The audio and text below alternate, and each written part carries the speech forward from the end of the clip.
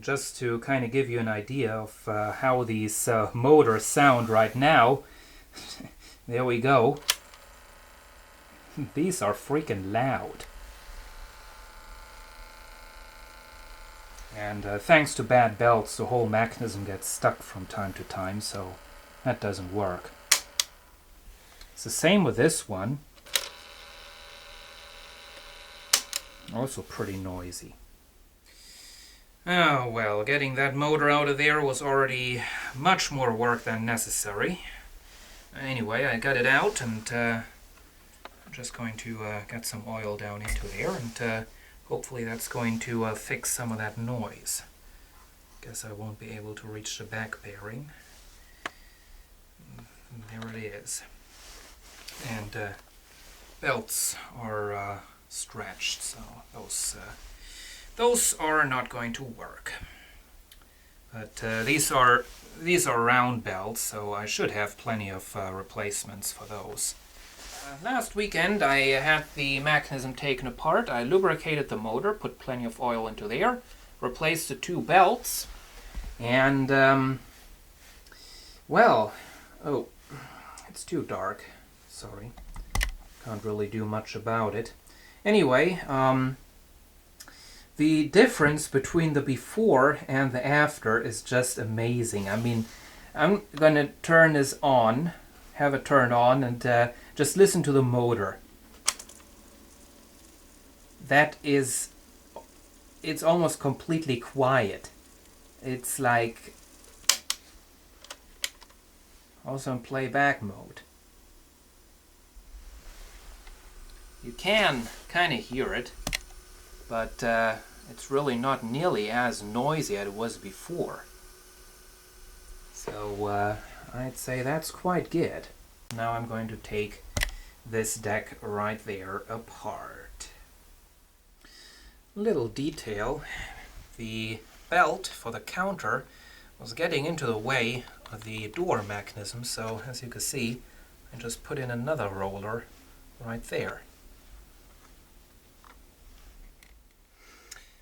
There it is, oil in the motor bearing. And there are the old belts that I'm going to replace now. Down there is one, the other one is there. So you can see you can stretch out the old belts quite a bit. So just get that out of there. And as you can see, deck B is back in business too. It's not as quiet as deck A, but it's a heckload of a lot better than what it was like before. So now the next thing that needs to be done is to actually check how it all sounds and if it runs on the correct speed and that kind of stuff. Now, however, this thing with one feature, it's very similar to the Sanyo Architect series double cassette deck I had years and years ago when I made my YouTube account. It has a funky little test point. And guess what that does? When I short it,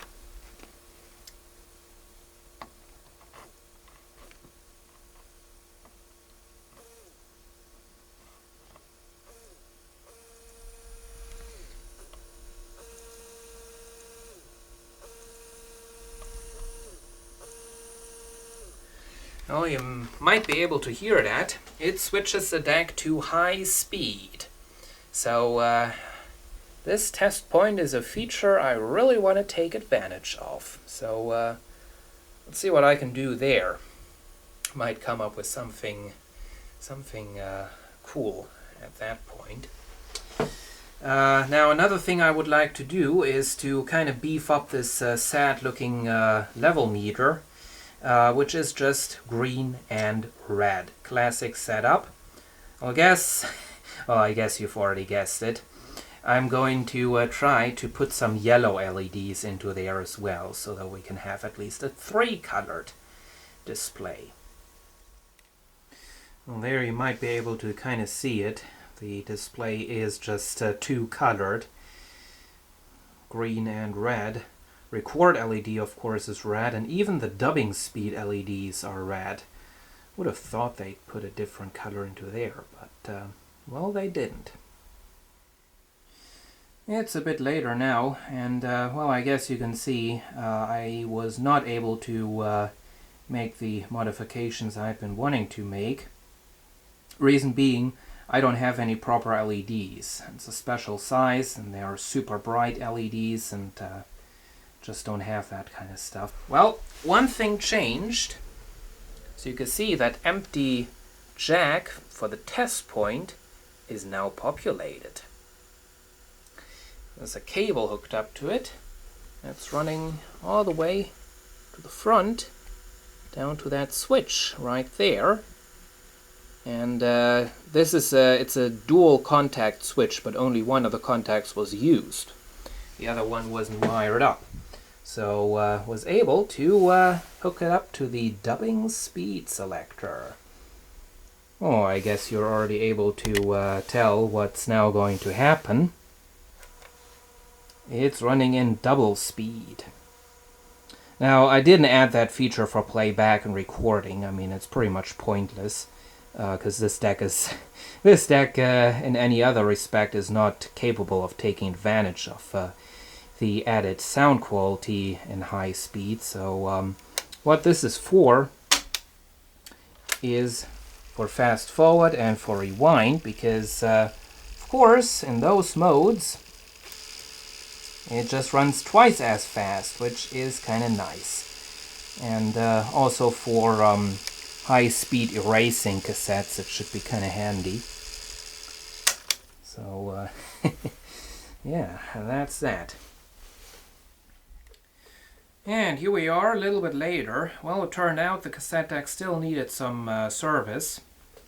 For one thing, the A cassette deck was running a good deal too fast. But that was a simple repair, just with this regulator right there.